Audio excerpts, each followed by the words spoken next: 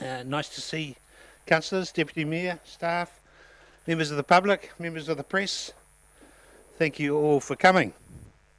Councillor Kingi, I was just wondering if you could avail yourself to give us a blessing for the day. Thank you, Councillor Kingi.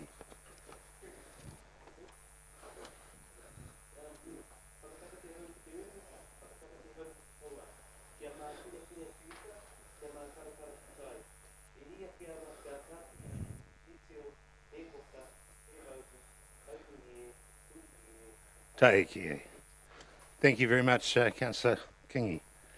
So, turn to items. Are we live streaming, Shani? We are live streaming, and welcome to kia ora to visitors from around the world on our live stream operation today. I'm sure there's plenty out there, so nice to have you join us. Hope you can hear us. So reminding the councillors to speak nice and clearly, they can, and make sure the red light is on. Item 1, apologies.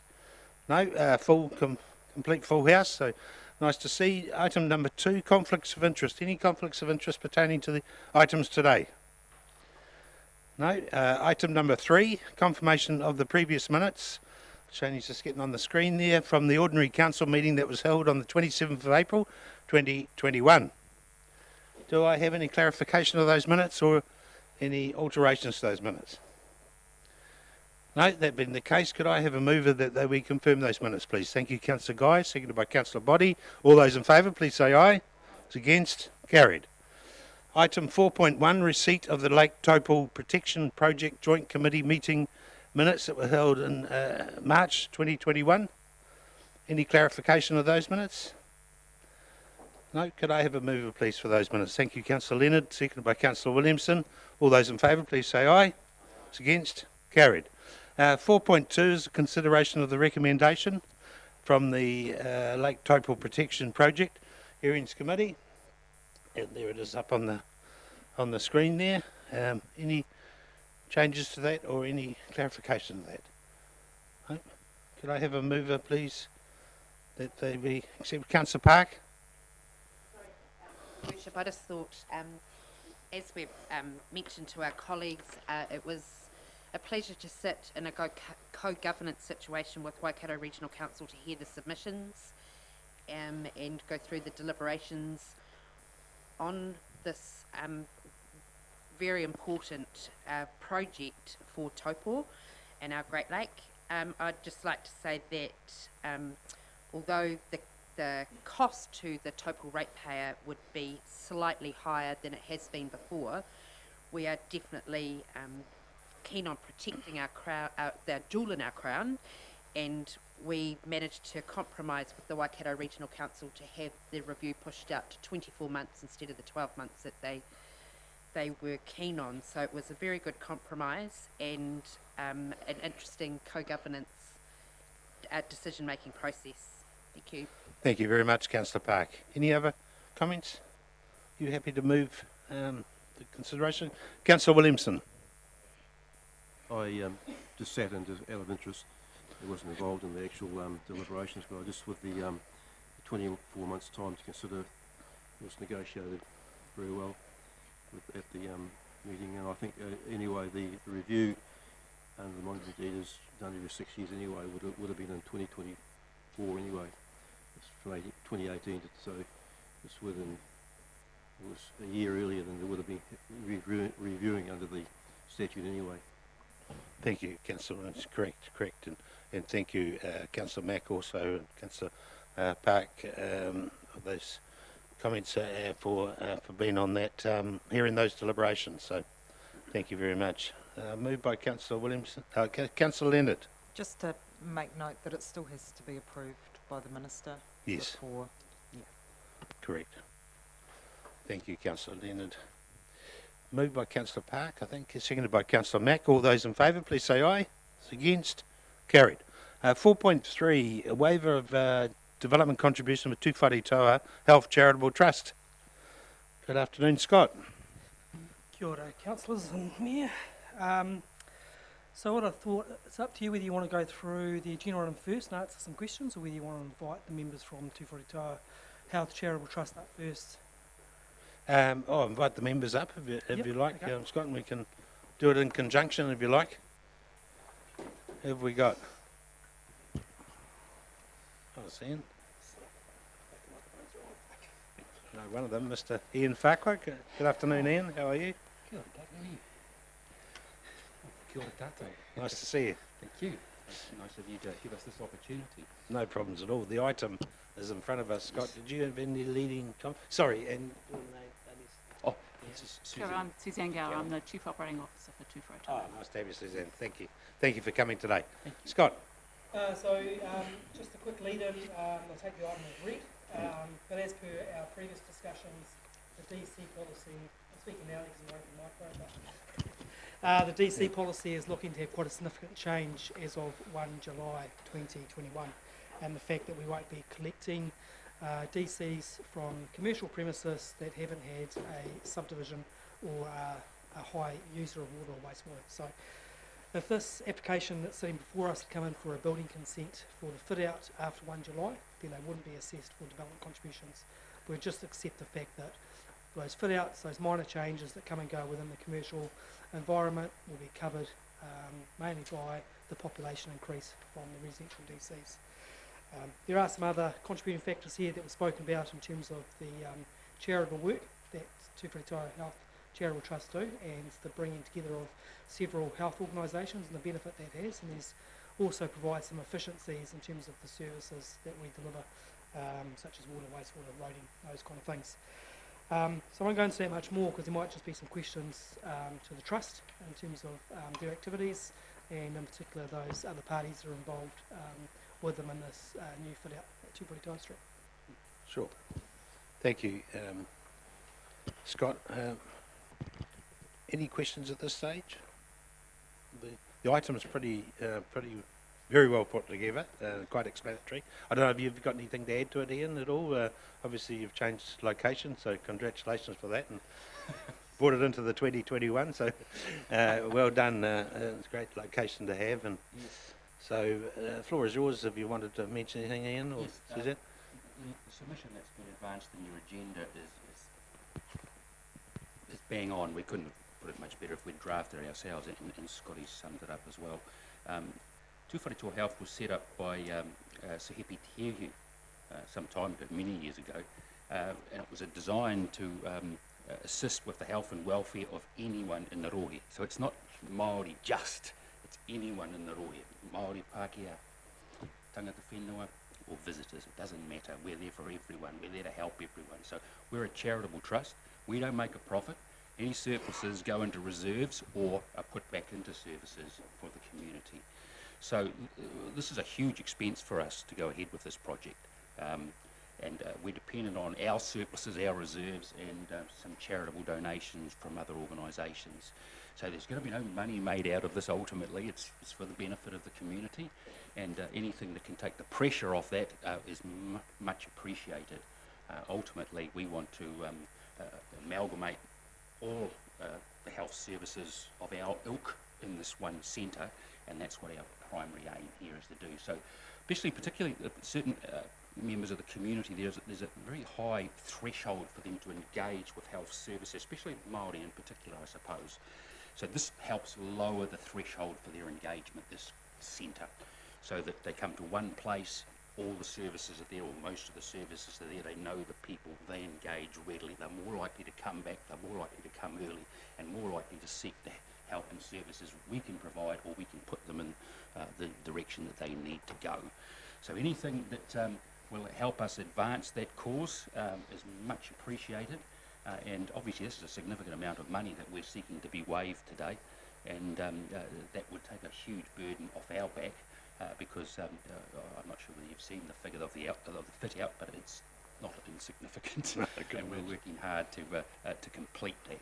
So I thank you very much for your attention and consideration of this, and I totally support the submission as it has been presented to the council today. Thank you. Thank you very much, Ian. Thank you. Any questions, councillors? Councillor Kingi. Not so much a question, Your Worship, but really just a comment, just to thank the Trust for the mahi that you do in the district. And whilst this proposal was talking about the facility up here, as a proud Turangi resident, I acknowledge the work that the Health Trust plays in the Turangi community, and the variety of services you offer.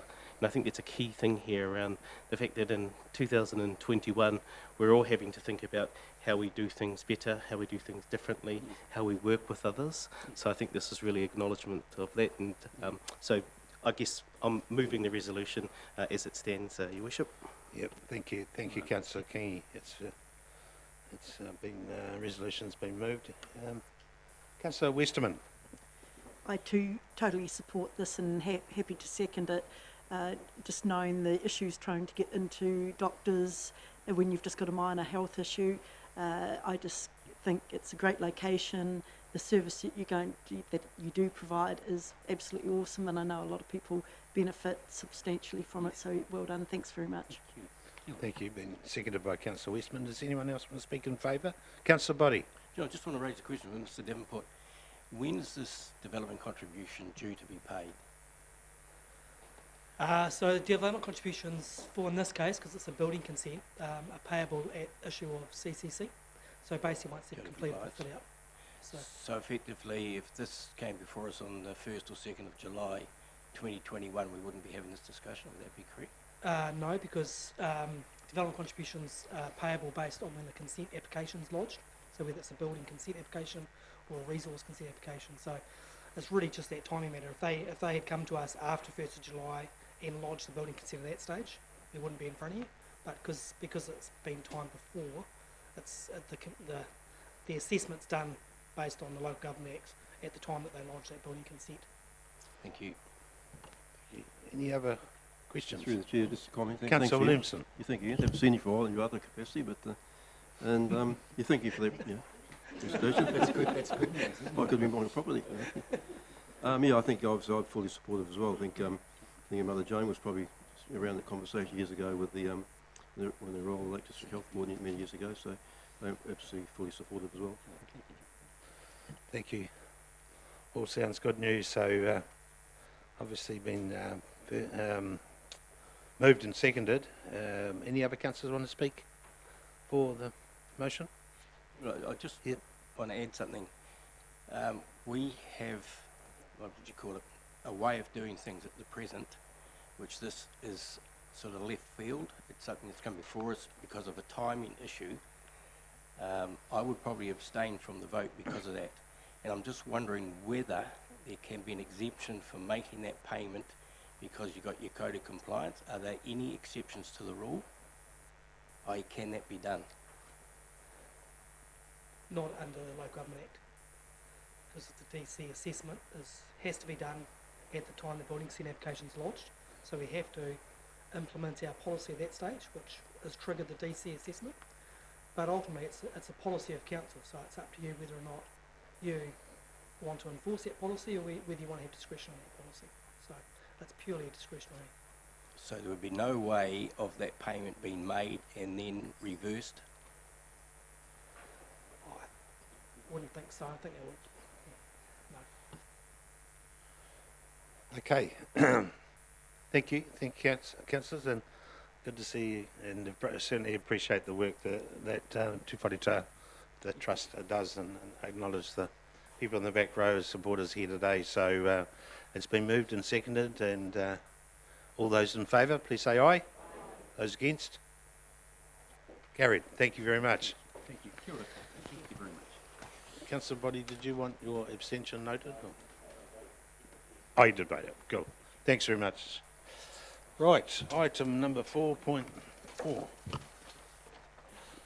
4.4 is the extension of the contract to TDC Street Light Maintenance 2018 and to 2021. Mr. Dennis Lewis. Thank you, Your Worship. Councillors, have here before you the extension of the streetlight maintenance contract. It's a 3+1+1 contract, and we're seeking an extension of the first year of that contract.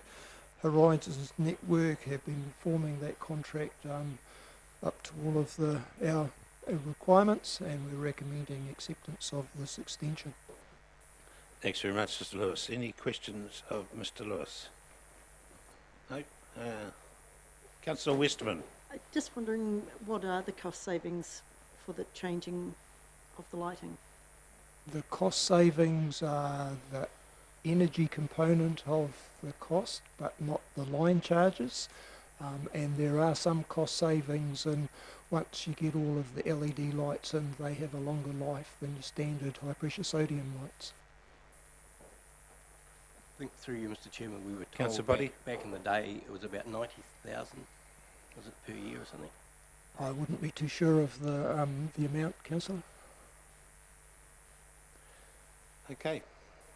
Thank you very much, Mr. Lewis. No other questions? Over mover, please. That continues on. Moved by Councillor Park, seconded by Councillor Rankin. All those in favour, please say aye. It's against, carried. Thank you, Dennis. 4.5, wastewater treatment plant digester. Wow. Just had lunch, actually. 2, floating roof replacement. So it's floating digester. Yes, so Yep. this paper is replaced the original roof that we have on Digester 1. Sorry, the original roof that we have on Digester 1, it's to replace that. That has been in service since 1972. We have improved the design a little bit to be similar to the Digester Roof 2, Digester Roof 1 that we replaced several years ago, and it's an improved design over what we had originally. We went to market to a direct engagement to 4 local fabricators. Only one of them responded, but they responded within our expectations for the benchmarking exercise that we did. The other 3 declined due to really being too busy. Materials is a concern from a pricing perspective, and Tahara, the energy, Contact Energy's Tahara site is about to be built within 6 or so months, and so this project to be done now dovetails nicely to occur before that big bottleneck comes into play in the local market. So we're asking essentially for the $529,000 funding to replace the roof. That's a fixed and final quote. However, we've asked for an additional $80,000 as a contingency in case we find when we take the roof off that there's some structural damage underneath, and we just don't know until we take the roof off. So I think that's pretty much it in a nutshell. Thank you, Daniel. Questions? Councillor Park? Thank you for that, Daniel. Just in what you just said before about the bottleneck of services being taken up by Contact Energy with the building of the new plant at Tauhara, do we have any other sorts of projects like this that are in the program of works which could be at risk? Yes, but we're purposely putting in place some procurement strategies to mitigate that risk as much as we can, and in the coming council meetings you'll see some examples of that. Primarily we're looking at putting panels in place and preferred suppliers to try to nail down our local contracting market to commit to us as much as possible. However, there are a lot of external risks from New Zealand Inc. in general, with a lot of money being spent on infrastructure, which puts pressure on all organisations to an extent, and also locally the Contact Energy Tahara Power Station can't be underestimated. That will put a strain on as well. But we're locking things in as much as possible, and our focus is on delivering the long-term plan. Thank you. Councillor Taylor? Just a quick question around the 80,000 contingency. How confident are you that'll be sufficient? Because again, you've said we don't know what we don't know. We do know what the underlying structure is, and that's an estimate to replace that underlying. So that's a full replacement of the underlying structure, if that's required. So that would be a worst case scenario. That's a worst case scenario. Perfect. Thank you. Very good. Any other questions of Daniel? No? Very good. So replacing something from 1972, so it's probably not a bad effort. Yeah, and we've said in the paper we can pretty much guarantee it'll be 20 years, but there's no reason to suggest it wouldn't last as long again. Yep. Cool. All right, thank you, Daniel. Do I have a mover, please? Thank you, Councillor Taylor, seconded by Councillor Truman. All those in favour, please say aye. Those against, carried. Thank you, Daniel. Thanks for your time. 4.6 Taupō sale yards. Requested change to the draft a new lease. Ella. Good afternoon, Ella. And Dennis. Again.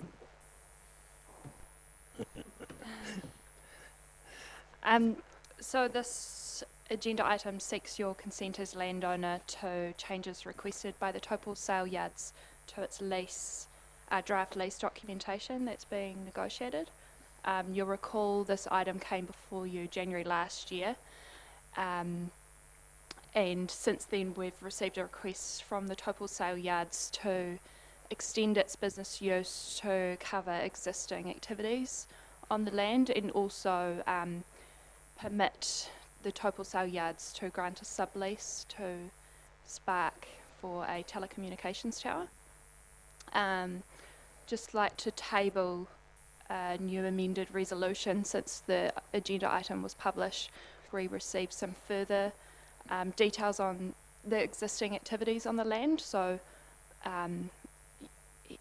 just like to table this amended resolution showing the amended text in red, that being extending the business use to also cover storage of farming equipment, truck storage, short-term conveying of livestock, and also tabling a map, which I'll come to shortly, that shows the areas those activities occur on, and also an additional resolution specifically consenting to the proposed sublease by Spark on terms that aren't inconsistent with the lease being granted. So I'll just go down to the map so we're clear. So this area outlined in red is the area that's subleased to the Taupō sale yards and that we're talking to them about a new lease on. This area in blue is the area occupied by the Taupō Western Riding Club. This area in green is the area subleased by the Taupō Pony Club from the sale yards. This area in red is a truck storage area. This area in orange is the area council subleases for a stock effluent dump and truck wash. And then the small blue area is the location where Spark wish to install the telecommunications tower, and then the remainder is all used by the sale yards for pens and yards and grazing areas. I've got Dennis beside me, given his familiarity with the land in terms of his involvement with Council's stock effluent dump station. So I'll hand it over to you, Council, if you've got any questions. Thanks, Ella. Any questions of Ella or Dennis? Councillor Westerman? Look, it's most probably a little bit simplistic, just dealing with leases. I can't understand if we're having to relook at this lease, why we aren't just the head lease and we sublet to the Spark and to the sale yards. That is an option for council if it wishes to sublease directly to Spark. It could take out the blue square. I understand though there is some time pressures on Spark to do this installation.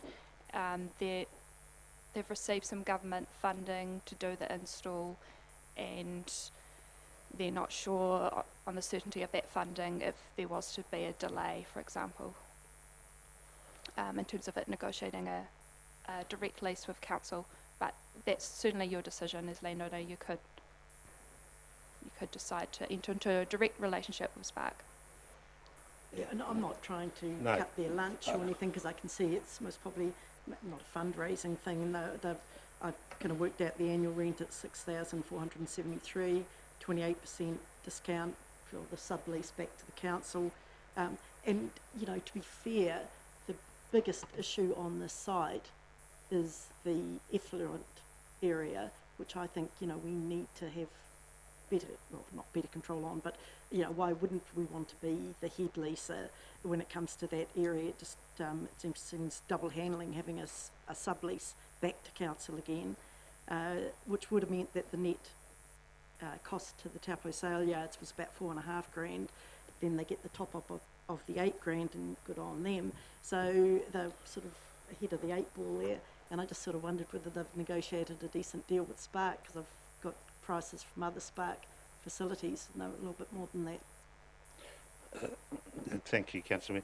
I'd like to support and talk in support of Taupo Sale Yards. They're a very proactive group, and they realise their business is changing, so they've gone out and sought this particular leasee, and as is Midland Transport and the other sub-leasees, and they are very important to the rural community. This is a suggestion that's come from them. I wouldn't like to, if you know what I mean. That lots of farmers who are contributing hugely to our economy, they've come up with this idea. I'd like to support them. I totally understand where you're coming from, Councillor Westerman, but having been involved, externally from this organisation, I know they're very passionate about this area, and they maintain it well. We've got the lease with the stock effluent. I'd like to support the farmers on or the sale yards committee on this application. That's where I sit on it. Anyway, but notwithstanding Councillor Westman's comments, Councillor Leonard. Yeah, just in support of what you're saying, David. I hear exactly what you're saying, Yvonne, exactly. But the number of sales that happen at the sale yards have diminished. Lots of towns have lost their sale yards, and it's not just the sale yards, it's a place that people come together and form community and all of those things, and this is just another wee way that might actually keep them afloat. So yes, I can see that we could make some money, but I just wonder whether the benefits to the community of allowing them the opportunity. So I'm definitely in favour. Councillor Guy. Yes, look, I support this. I think also it's worthy to note that, it's not just the sale yards, as Councillor Leonard has said. It also contributes greatly to our wider community, and I just think about, the ladies catering for for hospice through the sale yards. So, they are giving back to the greater community. So I would definitely support the status quo. Councillor Park. Just with an emergency management hat on, Your Worship, I would certainly support this, and I do know that the cell phone coverage out there can be dire at times, and so the sooner that our rural people have the same access to communications as us in urban areas do, the better. Councillor Williamson. Through the chair, certainly I respect Councillor Westerman's point of view, it's validated. However, I do support your view and the other councillors in supporting the sales yards, and I don't think it's really so much about the money, it's just really about the community, supporting the community out there. Thank you. Okay. Councillor Wilson. Look, really just to wrap up, it was just more of a technical legal brief. I just felt that it was a lot clearer with us holding on to the head lease. I'm totally supportive of the Taupo sale yards and understand everything that they do out there, and it's a good community event where we could just charge them no rent or whatever. But anyway, I take that on board in the comments. Cool. Thank you, Councillor Westman. Any other comments? No. Okay. So the resolution. Pass a comment as well, David. I heard that there was some government funding that came into this. To be fair, access to cell phone coverage and to the internet in rural areas prevents an awful lot of economy from happening. So should there be any other opportunity for us to be able to provide support for anything further around this area? There's a lot of people that just can't do business on their farms because of this, and I'm hoping that this will be a start to improve it. But it's only about 7 k's out of town, and there's just no coverage there, and it continues all the way out, and the same to the east of Taupo too. So if there's any other opportunity, I'd sincerely appreciate if we can provide support. Thank you, Councillor Lennon. Councillor Mack. I wasn't going to comment because it's a tower, but is it just for Spark? Yes. So down where Motuopa is, they've got a rural network tower that actually does all of the players. Why would it only be Spark? Not sure, sorry, I'm not a technical expert. I'm just thinking, if we're going to put a tower there, obviously if it's only for Spark users, that's cool. But obviously you've got Vodafone and 2 Degrees, and you may end up having 2 towers.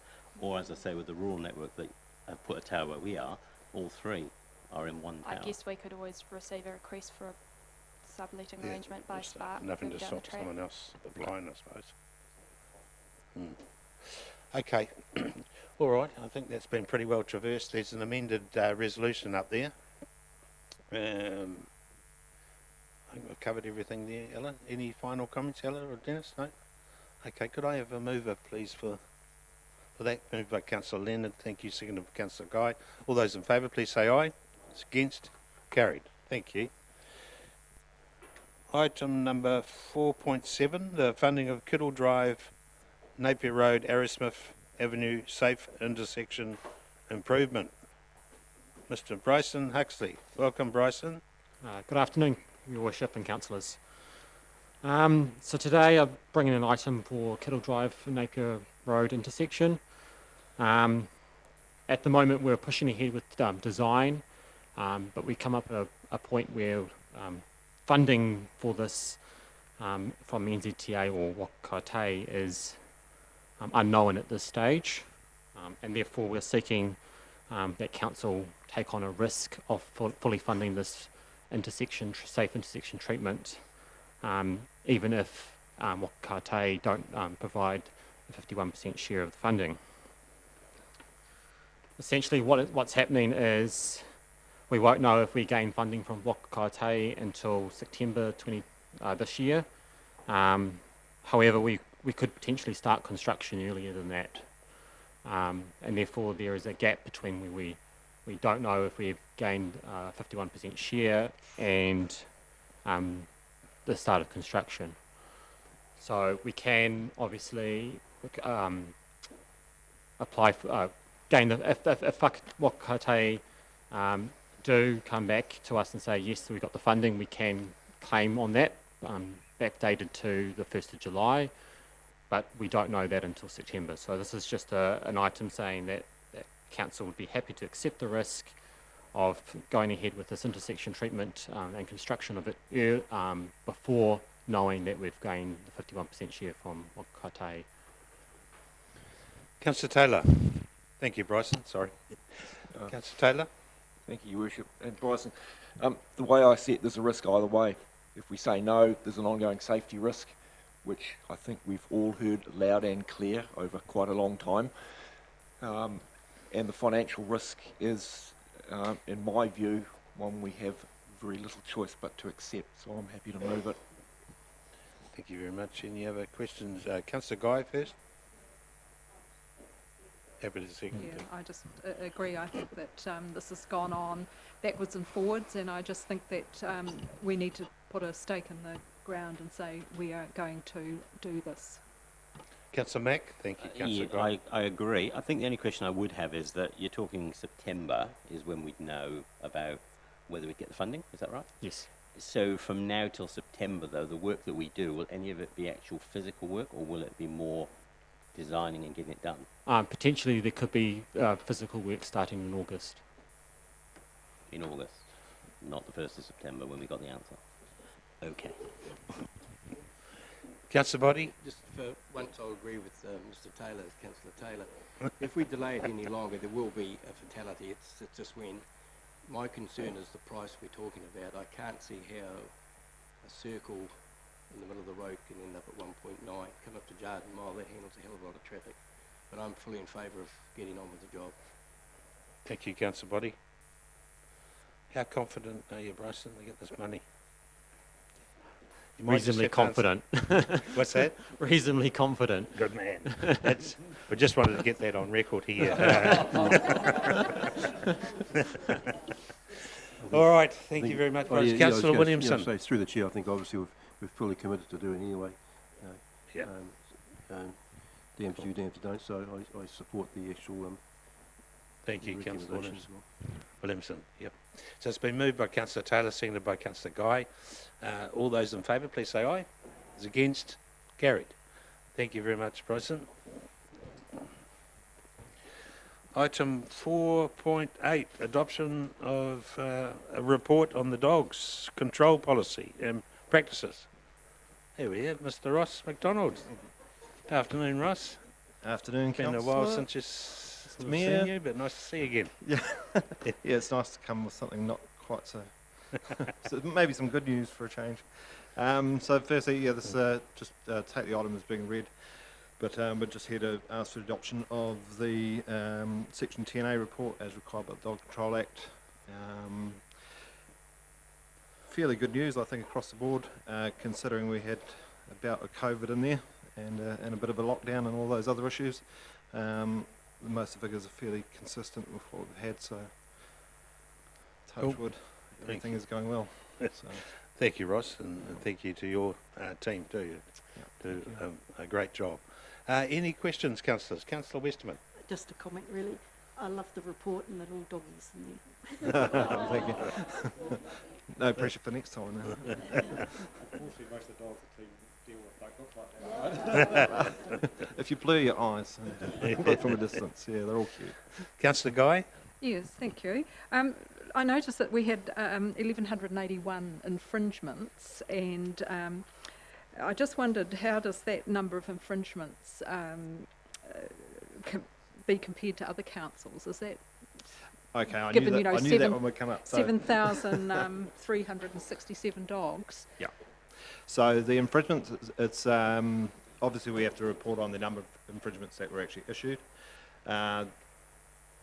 Rather than doing a penalty over dog registration for those that don't pay, we do visits, we do phone calls, and that infringement is our last sort of enforcement action before we conduct the seizure if the dogs remain unregistered. But it's also the infringement that usually stirs some communication back to us, and we'll work with the owner to say, okay, well, you know, it happened, here's your infringement, you've paid your registration now, we can cancel that and move on. So you'll probably find that that figure in truth is probably back down around the 500 mark. Okay, thanks. Thanks, Jim. Yeah, if you look at the financial for the 18-19 year, the infringements are 500. Yeah. So it's double. So that basically explains that difference in figures. So that year we did things slightly differently, and then I think that one we used a penalty, which didn't have as good as an effect as getting some communication back from those dog owners than the infringements do. Yeah. Councillor Williamson. Oh, thank you, thanks Ross. Yeah, great report, thank you. Just on picking on like the registration checks, for example, 535. Are they recidivists, or are they, when you check them, do you get them to, what's the success of getting them to, are they just checking they are registered or they're not registered, or what's the percentage of? Generally on those, a lot of those ones we find that are people that moved on. So certainly from the rural community, who can be quite transient and moving through for share milkers and the such of the like. A lot of those guys, it's probably the last thing they remember to do before they move on is ring the council and tell them the dogs are gone with them. So generally a lot of those we find that it's just people that have moved on. The ones, those visits are quite handy. It does, I mean, you could probably, if we didn't do those visits, you'd probably add on another 200 to those infringements. So it's a good time to catch up with dog owners and have face-to-face and some good robust discussion about dog registration. Yeah. Councillor Mack. Just out of interest, obviously with your attacks, barking and lost and found, obviously your figures, do you then drill down from that, like 324 barking dogs? Do you have, like, from that point, like the same dog, say 10 times or whatever? Do you keep records like that, or? And the reason I'm saying that is obviously for time and you guys. If you have a dog that barks 10 times, say, is there the next stage to that, or do you just keep infringing? Yeah. So generally, well, with barking dogs, generally we don't infringe. With the barking dogs, it's generally a matter of working with people. So although there are a lot of complaints in there, you probably find, as you said, a lot of those will be for the same dog, from the same people. It might be 3 or 4 visits before people get the message, but it won't result in infringements. It usually results in us either moving the dog location kennel to another part of the property or working with the owner and just providing some advice. A lot of them I would say probably the majority of them, the dogs barking when people are not home, and people don't realise their dog still wants to be entertained when it's sitting outside while they're at work. So a lot of it is just educating those people. But yeah, if we drilled it right down, I think you'd probably find that figure is probably more like half that, because it's the same dog that we're going to. Councillor Taylor. Thank you, Richard. And Ross, thank you and your team for the work you've done in the past year. Thank you. Sit on the Dog Control Committee with Councillor Boddy and Councillor Leonard, and it's only the high-end stuff that we get, and by the time it gets to us, the work that you have done is outstanding. And I know, look at the numbers here, and that they're high numbers, but clearly most of the stuff is resolved at the officer level and dealing face-to-face with dog owners. So thank you for that, and well done. I'm happy to move. Great, thank you, Councillor Taylor. Seconded by Councillor Leonard. Recommendation up there, adopt the report. Thank you, Ross, for your, and pass on our thanks to your team. Will do. All those in favour, please say aye. Against? Carried. Thank you. Right, 4.9, adoption of the Reserves Bylaw Act, Bylaw 2021. Timmy. Good afternoon, Timmy. Worship. We'll take the report as read. It's the return, like I promised at the last council meeting, that we'll be hoping to adopt the Reserves Bylaw at this time around. We've got a ministerial assent and we're happy to go ahead. Okay, thanks. Thanks, Tim. Any questions of Timmy? No, straightforward. Okay, could I have a mover 1 and 2 up there, please? Thank you, Councillor Westerman. Seconded by Councillor Boddy. All those in favour, please say aye. Against? Carried. Thanks, Timmy. Nice and easy. Right, 4.10, LGFA Standby Facility Agreement. Mr. Neil Ward. Good afternoon, Neil. Good afternoon, Your Worship and Councillors. Nice little one-pager here for you. Hopefully it's pretty simple. I like to keep things short and brief. We are refinancing a $10 million credit line facility from Westpac to LGFA. This is going to save us money. Resolution's in front of you. Your turn.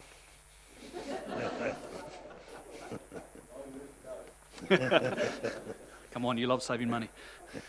So we're moving it to our own bank, is what you're saying? To the local government funding agency, which is the commonly known as the Bond Bank, which is owned by all the councils in New Zealand and 20% by government. So yes. Every council in New Zealand, is it? Yeah.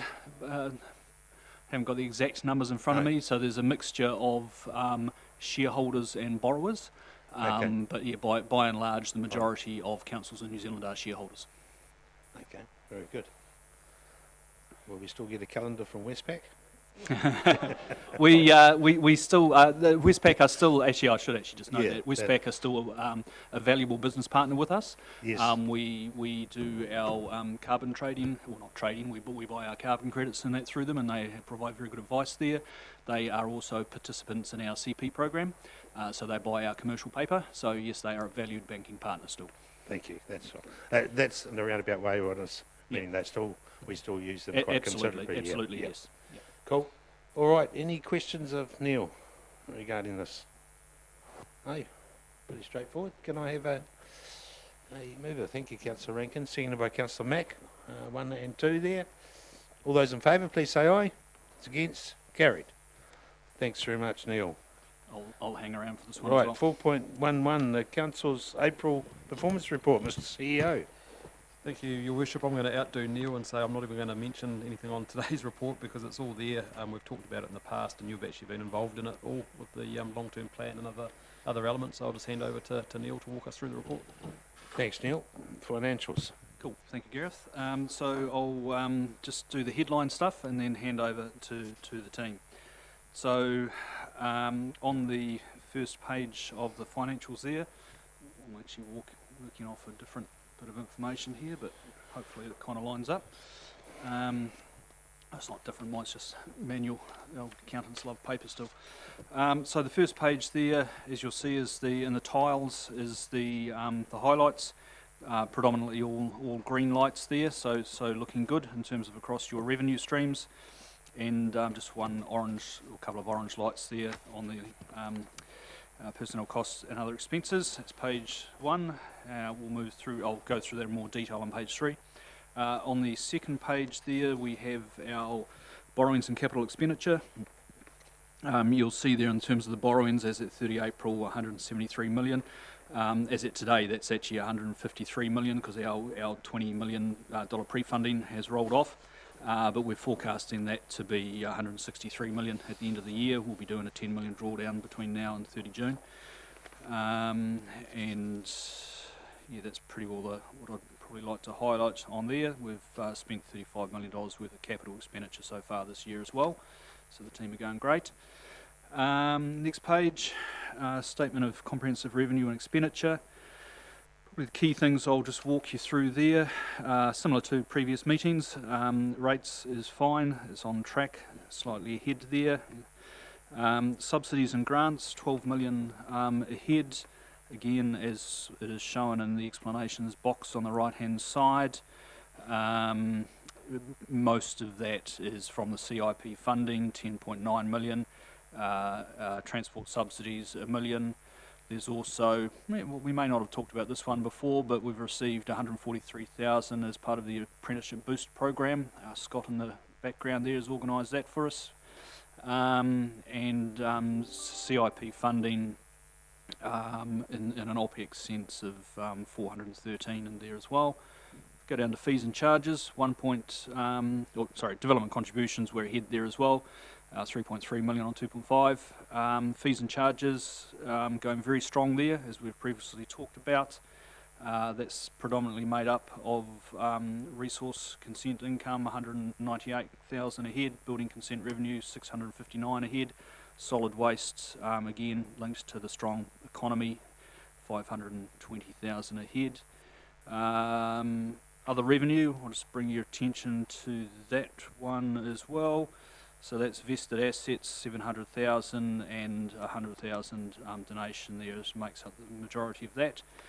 Going through into operating expenditure, we're a little bit overspent, if you like, on personnel costs, 400. Going through to other expenses, we're 400 ahead of year-to-date position there, but that has been that which relates to the CIP OPEX related expenditure, which is offset by the additional grant of 400,000 in there. So overall, we're looking to land this financial year in a strong position. We are forecasting a surplus there. So considering, you know, where we started with this annual plan, which is, as you all know, pretty tough space. We're going to land this thing very well. Yeah, so that's my high level. I might, while I'm at the table, if you don't mind, that way I can go back to the back of the room and snooze. I'll jump straight to investments and the Treasury Report. So under the investments one, I'll just quickly cover that. That's all looking good, and what you're seeing in there is in both the finance revenue and finance costs is the impact of the $100,000 gain that we've made on the pre-funding. So we've got a little bit of extra finance revenue coming through from the 20 million deposit and the 20 million drawdown on debt, a little bit more there, but the net gain of that's 100 grand, so that was a nice little deal, and I'll look forward to that bonus. Thanks, Gareth. We'll now jump to the Treasury Report, if you indulge me. Probably the first thing there is yesterday we received our annual confirmation from Standard & Poor's of our credit rating. It remains AA plus stable outlook, and the financial metrics on that continue to improve. So we're pretty proud of that. That's that one. Summary page of the report there. You'll see all the nice green ticks, only one red cross. It's unfortunately can't do anything about that red cross, but we'll talk about that in a minute. Go to page 2, it's your general funds, 65 million in general funds, and you'll see in the left hand side of that page is where our pesky little crosses. That's as a result of obviously the OCR and the interest rate being lower than what we forecast. So unfortunately we are behind in our earnings on the general funds portfolio, but that's directly as a rate of the reduction in the interest rates. The next page is our borrowings. As I said there, as at 30 April 173, but as at today it's 153. Everything else we are in line with there. Everything else is looking fine, nothing else to report on that page. TL portfolio, 63 million, again on a cash basis, we're ahead of budget, and total return basis quite well ahead of budget actually. And the final page, counterparty credit exposure, so that's all your risk stuff. Every nice green tick there, so that's all looking good. So that's very good. all Thank I've you. got Neil, to any report. questions? Any questions of Neil? Councillor Body? Mr Chairman, if I may, and it's only because of a comment you made in regards to local government finance of that 40 million BNZ. Is that what I picked up? I'm sorry, I'm not. Can you? I haven't quite got your question. Well, Sorry, councillor. 40 million BNZ, 4-year evergreen. Oh, okay. So yes, sorry, I probably went a bit quick there. We have a $50 million commercial paper program. So what that means is that we issue debt onto the market, short-term debt, 90-day rolling debt, 90-day debt, to the corporate investor market. So we have a 50 million facility. We haven't got that fully issued into the market. I think we're 38 million at the moment. So what we do is sitting behind that as liquidity or liquidity cover is a $40 million evergreen, 4-year evergreen facility with the BNZ. And then within a 10 million facility currently with Westpac, but switching that out to LGFA. And the reason you have that is that if you get market dislocation like we had in the GFC, so suddenly the banks stop interbank lending, nobody gives you any money, right?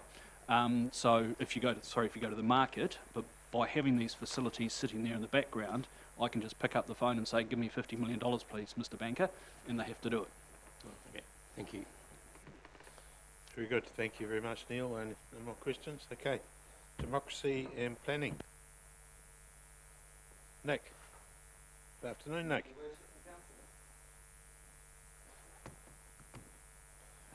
Just a couple of highlights.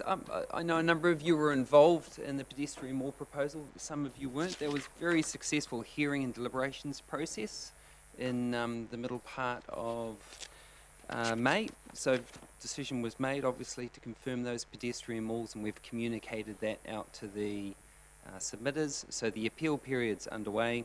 That will finish on the 21st of June, and we'll update you on that as we progress. Dates have been set for the Ngakahau plan change, so that's in August. That's similar to the Whareroa proposal. That's going to be a hearing under the joint management agreement that we have with Tū Whātoa Māori Trust Board. Initial engagements begun on kaupapa kaitiaki. So that's the catchment document that I talked to you last month about, that we're developing with WRC and Te Kotahitanga. Those initial engagements have gone very well, so they'll continue over about the next month. And next week, we're very excited to be heading down with the team to Turangi. We've got an ongoing conversation about residential development down there. So you might remember, as part of the last workshop on the district plan, we talked about some of the residential growth that we're looking at in the Taupo context. And we certainly started to talk about some of those challenges in the Turangi and the Mangakino context. So we're just carrying on those conversations, and I expect we'll be heading your way in the not too distant future as well, Kirsty. Last thing I just want to note was we've started some initial discussions with the trustees for Rangatira E. So it's the large farm between Ngakahau and Acacia Bay. They've got some aspirations for the future, and we've just started those discussions about what they might be and how we as a council can help facilitate those. So as those progress, we'll stay in touch with you and let you know. Well, so it's similar to previous, or Sorry? similar to previous applications or aspirations, or probably I- can't go into them here? I'm really conscious that Yeah, there's some commercial sure. sensitivity around that. Yeah. But as Okay. that evolves, we'll certainly get back in front of you and give you a more detailed update. Okay, thank you. Councillor Body? Just ask, North Acacia Bay or South Acacia Bay? You see Acacia Bay Road?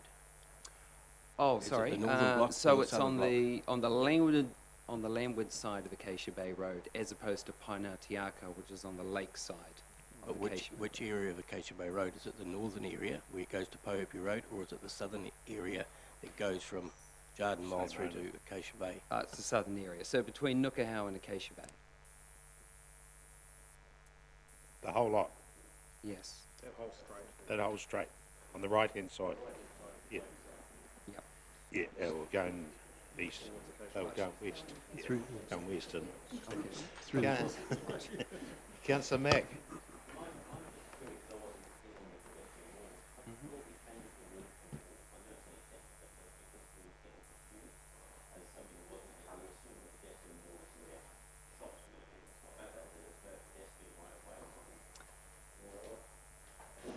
I can speak that, Your Worship. It was just the language was confusing. It was an issue I raised, but the resolution is the same. It is what it is, but it was just by way of explanation, because when you say it's a pedestrian mall, people automatically, their thinking defaults to, oh, I'm going to go to all these shops, and it's actually, no, we're just putting a footpath where a road was. That's all. Yeah. Yeah. So we didn't technically change the name at all. No. Technical term. Local Planner's Government term. Act It's a 74. planner's term, isn't it? Legislative term. Yeah, through the chair. Yes, Councillor Williamson. Yeah, thanks, Nick.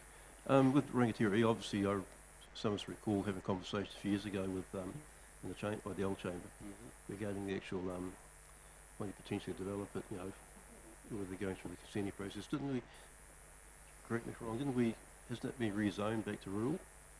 It is rural. It was. And it has always been rural. Okay. So Yeah, at one stage we identified there was some future development opportunities there in the district plan. there were the red blobs. Confusing. Yes, red blobs caused all yes, sorts yes, of issues. All right, we'll leave that one at there. Thank you very much, Nick. Thank you. Right, Community Services, Yeah. Mr. John Ridd. I was hoping that Scott would be here for, I think you gave him some public recognition, but Scott Denport's not here at the moment. I can't see him, so I'll... The other Scott's here. Yeah, I'm not sure he'll be able to talk about dogs. So you had that excellent report that Ross presented earlier on the dogs there, so I probably won't go into there, but I guess, again, I'd reinforce the volume of activity in our consenting area is significant, and you can see the numbers there are huge. The conversation I've been having is we're not seeing an end to that, and that will continue for some time yet. So we just have to make sure we're geared up to make sure that we keep from our end, keeping the economy ticking along like we do. The IANS audit, which we've referred to on several occasions, we're sort of coming to the end of being able to respond to most of that. And I'm really proud of where the team's got to in terms of doing that. The main focus, as I talked about earlier, was around that competency assessment, which we put some things in place to make sure that we can cover up that going forward. So, in summary, lots of activity, don't see an end to it. The team are doing really well under pressure, but we're here to support the economy, and that's what this area is about. Thank you, John. Any questions of John? Community Facilities. Kevin.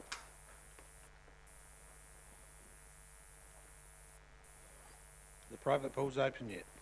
Yeah, afternoon all. And so, yeah, there's just a few comments on these, and the private pools are not quite open yet. The builders, the installers are still up there, but we're planning to have them up and running. I think Scott just mentioned to me in the best part of a week or two. Absolutely. So that's to do with software, to do with other stuff, and they've got all the programs and procedures in place. I'll find out. No, that's right. No, so that's really all I've got for the community facilities, unless there's anything else. So, happy to go through activity by activity, and if I can't answer any questions, Dennis or Scott can help us out. So, Thanks, Kevin. Any questions of Kevin? No, I think we're all good. What are we going to? I might as well stay there, I suppose. Water. yeah. So the next one's water, and I think all of the performance measures there around the treatment plants and the compliance there, and the reasons why the red are well traversed. We understand those. We've got quite a detailed program into dealing with all of those. But as we go through to the projects, again, all of those ones have been the long-term projects. All working our way through those and actually delivering on the times that are actually in the narrated in there. But what it is they are red because they were over what we had originally put when we dreamed this up 3 years ago when we're putting the LTP together then. Happy to answer any questions. Councillor Park? Excuse my ignorance on this, Kevin. Under the explanation of variance to budget, under development contributions, it says large DOA at Whai East. I just wondered what DOA was. Cause Dennis can answer that. So oh.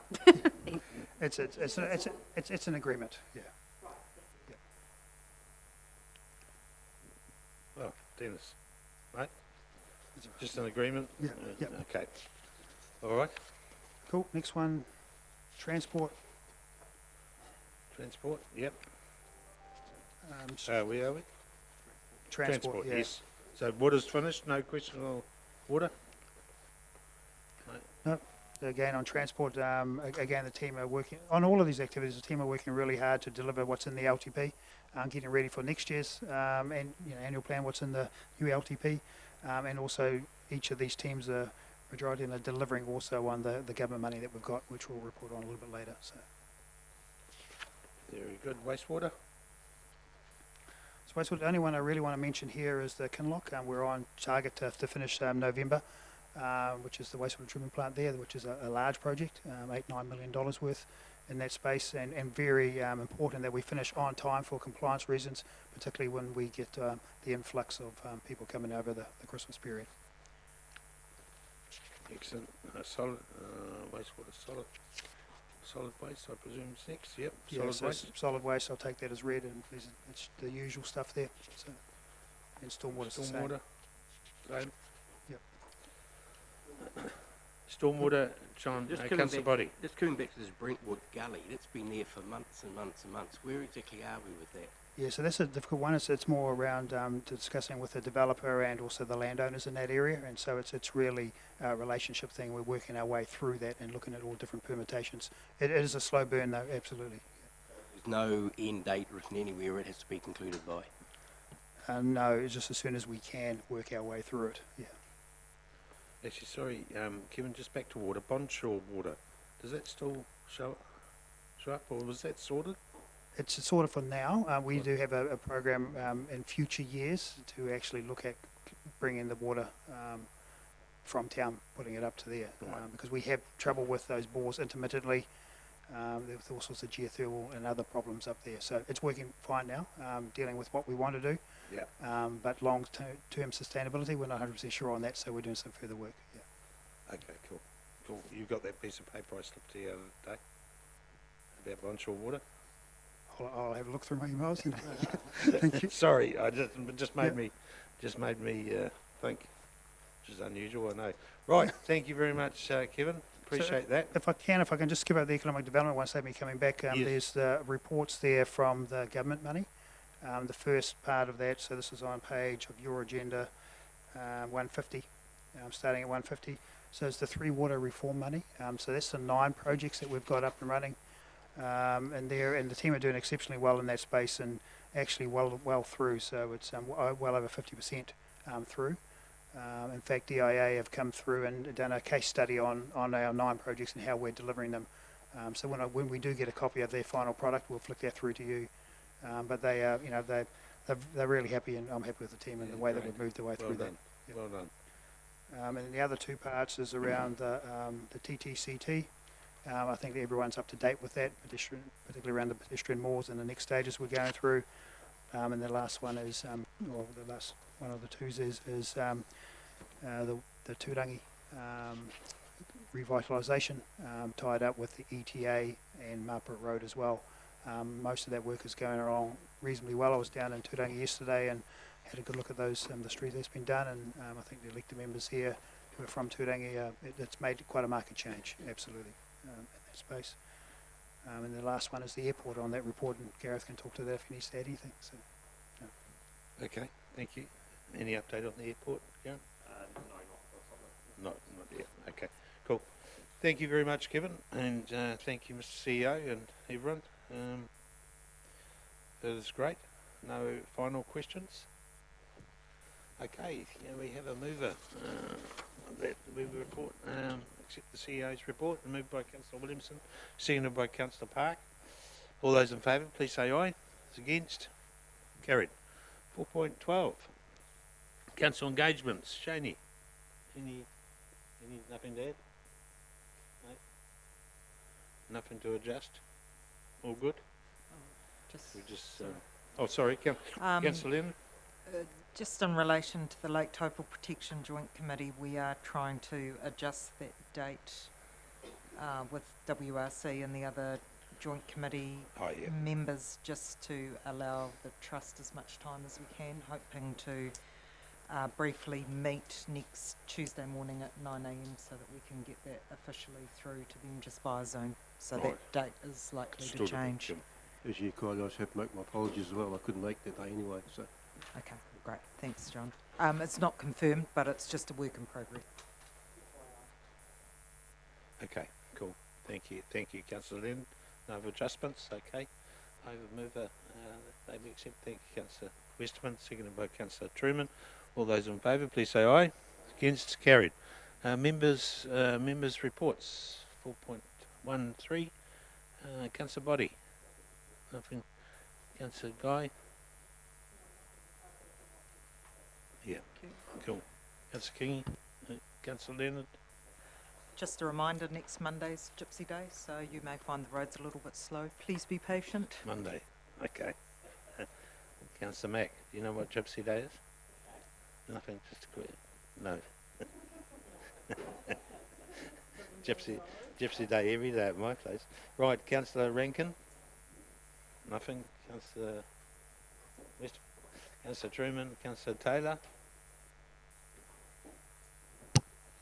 Just one quick point regarding the Regional Transport Committee. We finished the deliberations on the Regional Transport Plan that's been put up to the full Waikato Regional Council, including all the submissions from Taupo locals, Taupō District. They were all heard and acknowledged, so I guess a vote of thanks to those who took the time and effort to have their say. Their voices were heard. So we'll just wait for that to be ratified by the full council. Great. Thank you, Councillor Taylor. Councillor Park. Councillor Williamson. Yep, cool. All right, thank you. Do we have to move it? Yeah, move Councillor Guy, seconded by Councillor Mack. All those in favour, please say aye. Against? Carried. Okay, confidential meeting, public meeting part is closed. Thank you everyone for